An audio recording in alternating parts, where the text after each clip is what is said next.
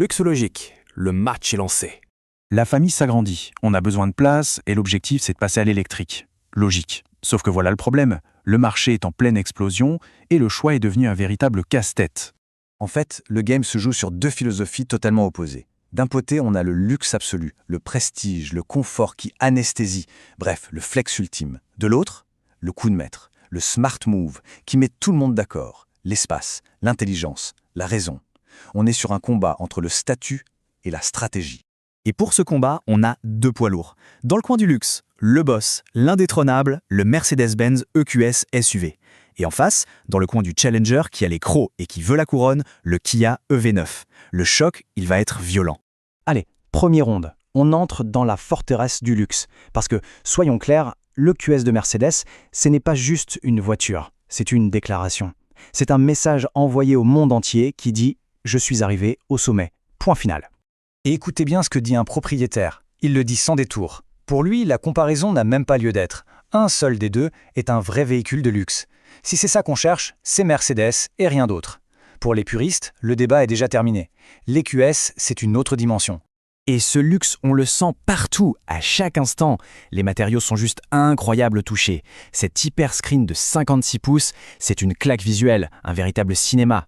La suspension pneumatique, elle, efface littéralement la route. On flotte. Et le meilleur, les roues arrière directrices le rendent aussi agile qu'une citadine en ville. C'est un véritable salon roulant qui danse. Bon, évidemment, ce niveau d'excellence, ça a un prix, et pas un petit. Le ticket d'entrée pour la forteresse, accrochez-vous, plus de 90 000 $. Oui, vous avez bien entendu. Le luxe, ça se paye, au prix fort. Mais attention, pendant que Mercedes peaufine sa forteresse dorée, il y a un game changer qui débarque et qui bouscule tout. C'est le Kia EV9. Et son plan est d'une simplicité redoutable. Donner absolument tout. Plus de technologie, plus d'espace, pour beaucoup, beaucoup moins cher. Et là, écoutez ce que les experts disent en coulisses. Le V9 sera probablement plus fiable et surtout moins cher à réparer une fois la garantie passée. Et ça, c'est crucial. Ce n'est pas juste une question d'économie au départ, c'est la promesse d'une tranquillité d'esprit sur des années. Pour une famille, ça change tout. Alors c'est quoi l'arme secrète de Kia ? Le pragmatisme poussé à l'extrême. On a un espace absolument gigantesque à l'arrière. Des sièges capitaines ventilés avec repose-pied, on se croirait en classe affaires. Son design carré, c'est pas pour le style, c'est pour maximiser l'espace. Et puis il y a la garantie, leader du marché, et ce fameux one-pedal driving que les amateurs de conduite électrique adorent. C'est malin, c'est terriblement efficace. Et maintenant, le coup de grâce. Le chiffre qui met tout le monde par terre. Le prix de départ, à peine plus de 56 000 $. Faites le calcul. C'est des dizaines de milliers de dollars de moins que la Mercedes. Là, le chaos est brutal. Bon, assez parlé, on passe aux choses sérieuses, les chiffres. On met les deux face à face sur le papier et on va voir qui est vraiment le patron. Regardez ce graphique, c'est sans appel. L'écart de prix n'est pas une différence, c'est un gouffre, un abîme.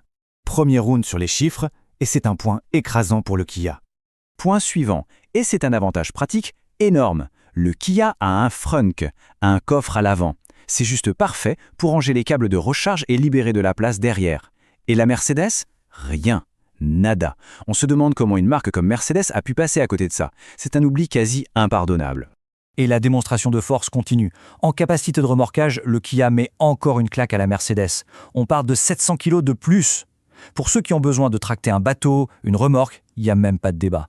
L'EV9 est une véritable bête de travail. Alors là, attention, petit piège. Si on regarde juste les chiffres bruts, la fiche technique dit que la Mercedes a un plus grand coffre. Oui, mais les propriétaires qui utilisent ces voitures tous les jours sont unanimes. Dans la vraie vie, avec la troisième rangée de sièges relevés, l'espace du Kia, grâce à sa forme carrée, est bien plus pratique et utilisable. Les chiffres ne disent pas tout. Côté performance pure, franchement, c'est très serré. Le 0 à 100, l'autonomie, ils sont au coude à coude. Mais la vraie différence, la plus importante, elle est cachée. C'est l'architecture de charge. Le Kia est en 800 volts, la Mercedes en 400. En français, ça veut dire quoi ? Que le Kia se recharge beaucoup plus vite à une borne rapide. Et ça, sur un long trajet, c'est un avantage technique qui change la vie. Ok, on a vu les chiffres. Mais une voiture, ce n'est pas qu'une fiche technique, c'est une expérience. Alors maintenant, on va écouter le verdict du terrain, celui des gens qui conduisent ces engins au quotidien. Et ce témoignage, il est en or. Il vient de quelqu'un qui a possédé les deux modèles. Et son avis est sans appel. Pour les longs voyages en famille, les road trips, c'est le Kia Sorento. À chaque fois. Il le dit, c'est tout simplement le roi du voyage en famille. Mais évidemment, le camp Mercedes n'a pas dit son dernier mot. L'argument est simple. Faites un essai avec le QS. Le silence absolu, le confort de la suspension, le niveau de raffinement, c'est juste une autre galaxie. Et c'est vrai, une fois qu'on a goûté à ce niveau de luxe, il est très difficile de revenir en arrière. Tout le reste semble fade. Et voilà, on arrive au cœur du problème. La vraie question, ce n'est pas de savoir laquelle est la meilleure dans l'absolu, c'est de savoir laquelle est la meilleure pour soi. La Mercedes gagne sur le terrain du luxe pur, du prestige, du silence. Le Kia, lui, l'emporte sur la praticité pour la famille, l'espace et bien sûr la valeur financière. C'est le cœur contre la raison, le prestige contre la logique. Et au bout du compte, tout se résume à un seul chiffre. Un chiffre qui fait réfléchir. 60 000 $. C'est la différence de prix entre les deux, à équipement comparable. 60 000 $. C'est le prix du silence, le prix du prestige, le prix de l'étoile sur la calandre. Ce qui nous amène à la question finale, et elle est brutale. Est-ce que le logo sur le capot vaut le prix d'une autre voiture? Parce qu'avec ces 60 000 $, on peut littéralement acheter une deuxième très belle voiture et la garer juste à côté.